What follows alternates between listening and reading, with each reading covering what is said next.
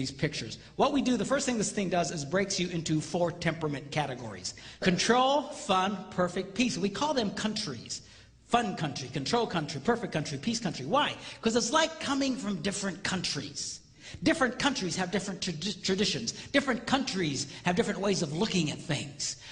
I used to use the analogy of like someone from China trying to relate to someone from Yugoslavia or something. But we discovered a really better example is like someone from the United States trying to relate to someone from England or from Australia or from South Africa. Why? Because we all speak English. We assume, there's a general assumption, we understand each other. But if you've ever been in these countries, you can find out in a hurry, different words mean different things. And you can insult people very, very quickly. We were in England some years ago, and I met this young couple, and they had this little boy about 2 years old, little toddler running around. I love kids, and I'm goofing around with this little kid. And at some point, I said, "Come here, you little bugger," and I'm reaching to grab him. All of a sudden, the parents grab his hand and just storm out of the room. I was stunned. I looked at the guy next to me, and I said, "So what happened?" He said, "Well, over here, a bugger is a homosexual."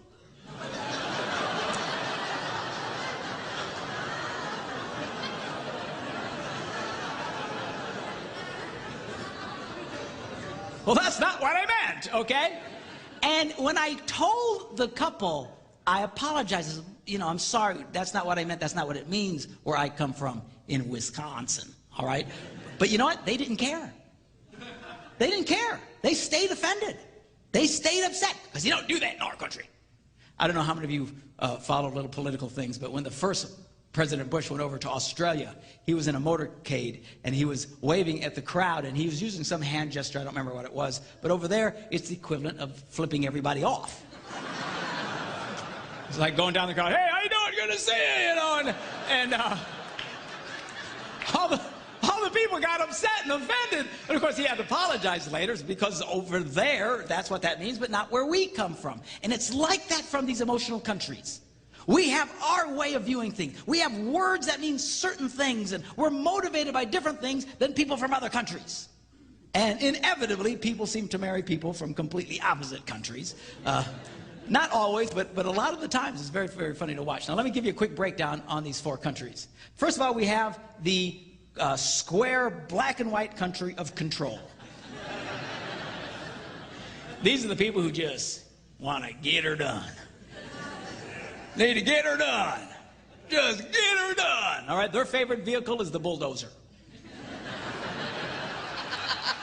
They just hop on that bulldozer and plow everybody over to get something accomplished.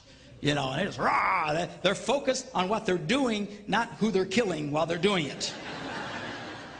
Because their greatest desire in life is they want appreciation for what they do. They want appreciation for it. I want you to appreciate me. I told you last night how men like to be appreciated. Men like this really want to be appreciated. But there's women like this too. They want appreciation for what they do. Now, these people generally, depending on how passionate they are about it, they're so strong about it that the last thing in the world you want to do is appreciate them. Right?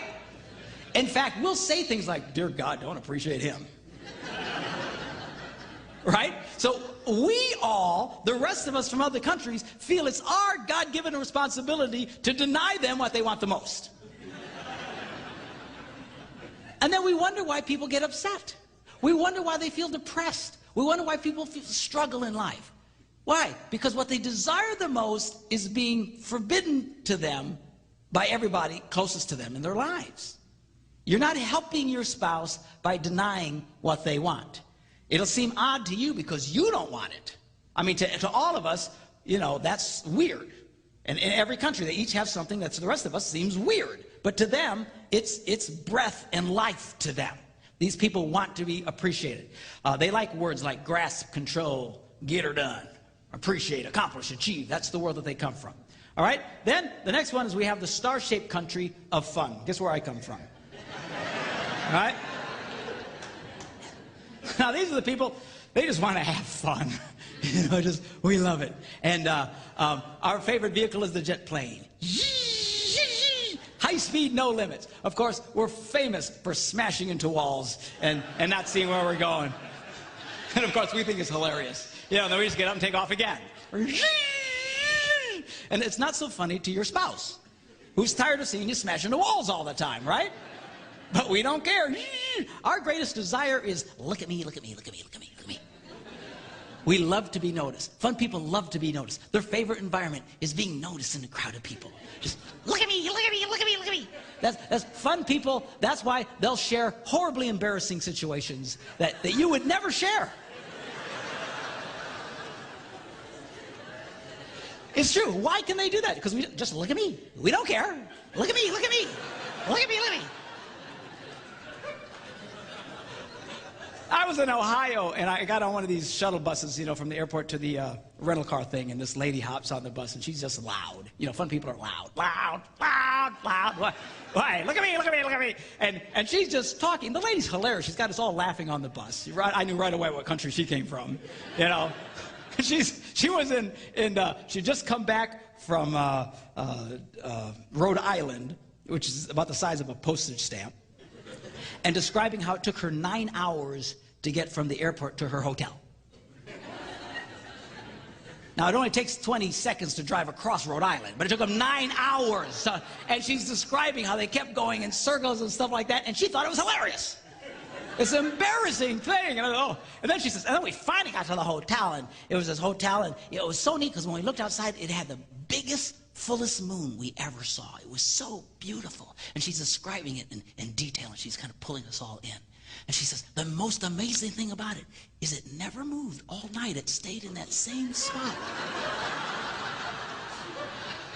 And I'm thinking, really? And she says, the next morning we got it, we saw it was a big lamp right outside our window. Oh my God. Oh, I felt so stupid. You know, it was...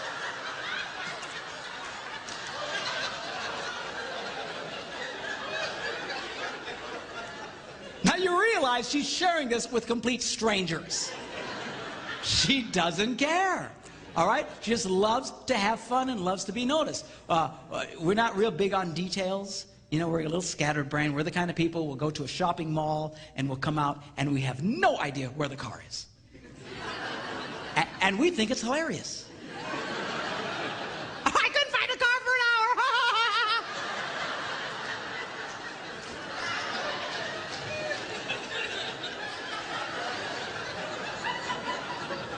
And of course, your spouse is not nearly as entertained by this.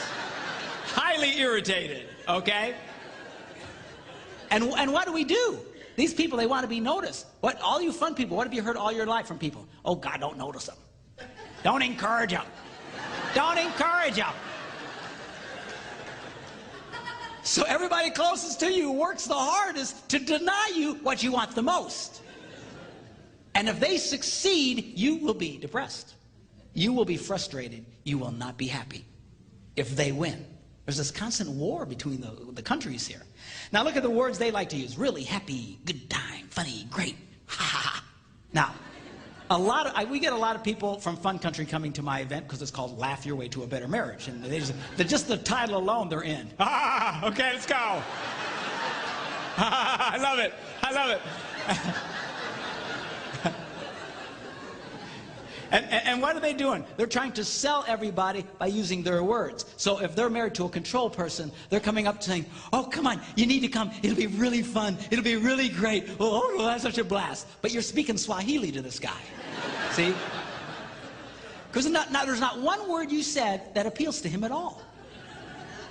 No, come on, it'll be really fun. It'll be really fun. It'll be really fun. We all like using our own language. And then we can't even begin to comprehend why the phrase really fun doesn't motivate you to come. All right? If you really wanted to succeed with Mr. Control or Mrs. Control, you would use their language. You would say, honey, you know, we ought to go to this thing because we'll be able to achieve more in our marriage. We'll be able to accomplish more. We'll be able to get more done, and we'll succeed more in our relationship. Now you're talking his language. Do you see the difference? But we don't want to do that. We don't even care what the other language is. We just want to use our language. And it gets us in trouble. So this is important to try and understand. Then we have the people from the diamond-shaped, hard, perfect world of perfect. And these are the people, they just want to get it right. It's just details, details, details. They view the world under a magnifying glass, you know. And they're always looking for flaws. And their way of saying I love you is let me tell you what's wrong with you. You know what I'm talking? Some of you got that. You always telling your spouse, you know, you need to quit doing that. You need to do this better. Why do you know, this is their version of love. If they didn't care, they'd let you just burst into flames. They wouldn't care. You're about to drive over a cliff, they don't know you, they don't care, just see you. You know. But they love you, they're always pointing out what's wrong and how you can be better. These people, they're perfect, their ideal vehicle is the train. That's because unless this rail is exactly, it has to be exactly from the same distance from this rail, or the train's not going to move. These people are often accused of being control freaks. And they're not, and they get mad. If you have a spouse that you say, you're just a control freak, and they get mad at you, I promise you they're not a control freak. They're probably a perfect person. Control people, when you accuse a control person of being a control person, you know what they do? They go, that's right. You know, they love it. Rawr, rawr. That's right, I'm a control. Get out of my way, you know. But perfect people are often accused of being controlled, but the reason that it feels like they're controlled is because they're always stopping the train. They're train stoppers. They're not controllers. They're not trying to control the environment. As control people like to control the environment. They like to do this, do that, put this here, do that. They light up with that. But perfect people, they just want to get it right. That's their desire. Get it right. Let's get it right. Let's get it right. Now, it doesn't mean it is right. It's just right to them. These are the people that if they were on the Titanic, the only thing they would be concerned about is that the furniture stay arranged on deck. The rest of us would be on, we're dying, it's gonna sink, who cares? I'm sorry, it's policy. We gotta keep these chairs over here because that's what it says in the manual, you know. You ever run into somebody like that? That it seems like for the lack of every bit of common sense in the world, they cannot see it because it's in the manual. That's the way. These are perfect people. They make some of the greatest workers in the world because they'll follow, you know, the manual to death, you know. Now, these are by nature the most creative people in the world. Your best architects, your best artists, your best designers, your best musicians. Janet comes from the world of perfect. It's her highest score. They take details and they make them come alive. They are creative geniuses, all right? But they are by nature the world's most sensitive people. And what they desire more than anything is really not perfection. They just want you to be sensitive to their feelings, which is something you'd never even connect that. You think, well, they want perfection, they want to view stuff, they want everything. No, no, no. Their greatest desire, sensitivity to their feelings. It really throws everybody because no one picks that up because they're always throwing darts at everybody. That's wrong, that's wrong, that's wrong, that's wrong, that's wrong, that's wrong, that's wrong. Okay? And then we try and throw the darts back at them. Okay, but they don't handle it very well. They don't like it. They get their feelings hurt all the time. Perfect people always walk around. They're always hurting all the time. People are always offending them, and they feel things very, very deeply. And a lot of them carry a lot of hurt and pains from even years ago. It's a real struggle for them. Again, they're creative, brilliant geniuses. God loves them, and God made you the way you are. But they have a real hard time letting go of stuff. See, control people, if you offend a controlled child, he'll push past it. You offend a fun child, he'll laugh it off. You offend a peace child, he'll make peace with it. You offend a perfect child, and they can carry the pain of that well into adulthood, some of them for the rest of their lives. If you have perfect children, you need to be very careful with them. They're very, very sensitive people. Again, they're brilliant, they're wonderful people, the most misunderstood people. When I'm flying home at 35,000 feet, I'm really hoping the guy who designed that came from perfect country. And not from fun country, you know. Bad.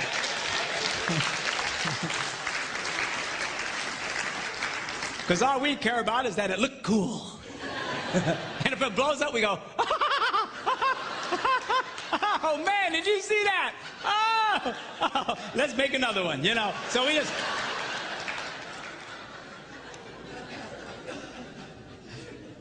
They like words like ideal, right, details, feel, that sort of thing. All right? Then we have the final country, the country of peace. These are the people who just want to get along with everybody. Can't we all just get along? I call it the Rodney King motivation.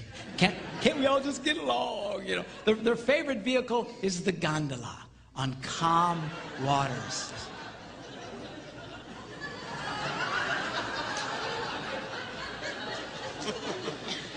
They hate emotional waves. They just hate it. Inevitably, these people marry people who do belly flops in the pool. Stop it! You know, they just hate it. It drives them crazy.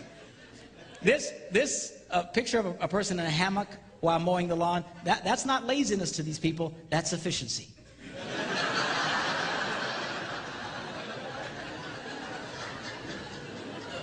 Stay calm.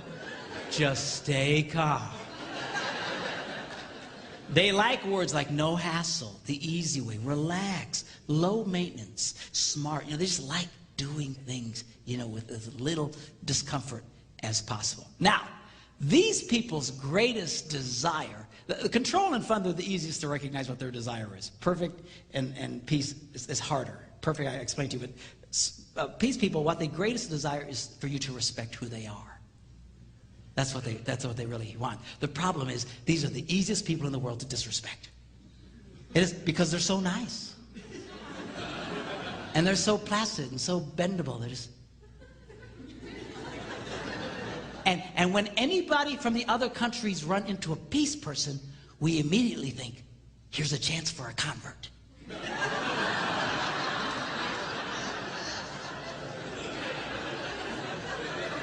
That's what we do. We can get him to the dark side. Follow the dark side. Because we think, because they're so nice, they really need what we have. And we can bring them to our side. So control people, you know, they'll come to a peace person and say, you need to get more done in your life. And a peace person will go, okay.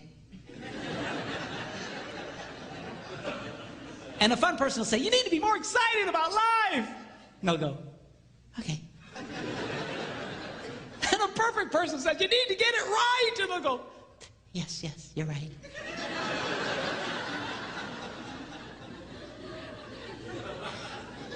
And you can push them along just so far. These people will all of a sudden shut down on you in a heartbeat. And the reason, and it'll shock you to say, what happened? It's because at some point you start disrespecting them and you start insulting them. They'll put up with a lot because they're peace people. By nature, they'll suffer the slings and arrows of many outrageous fortunes, okay? But you start insulting who they are, they'll shut down you, they'll go cold, they'll get really upset. A control person pushes too hard, it makes a peace person feel stupid. You make a peace person starting to feel stupid, they'll really get upset with you. A fun person can make them feel like a dud. You make them feel like a dud, they'll shut down. You know, a perfect person make them feel like a failure. You start making them feel that way, you're insulting them, they will shut down on you. If war breaks out between the other three countries, these people all hide.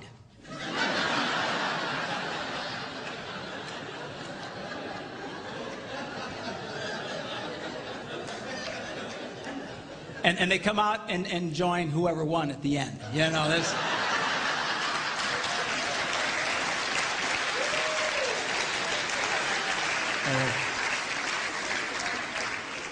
Which makes the other two want to kill them. Okay, so that's the temperament thing. This is just the beginning. This is why you act the way that you act, the way that you approach life.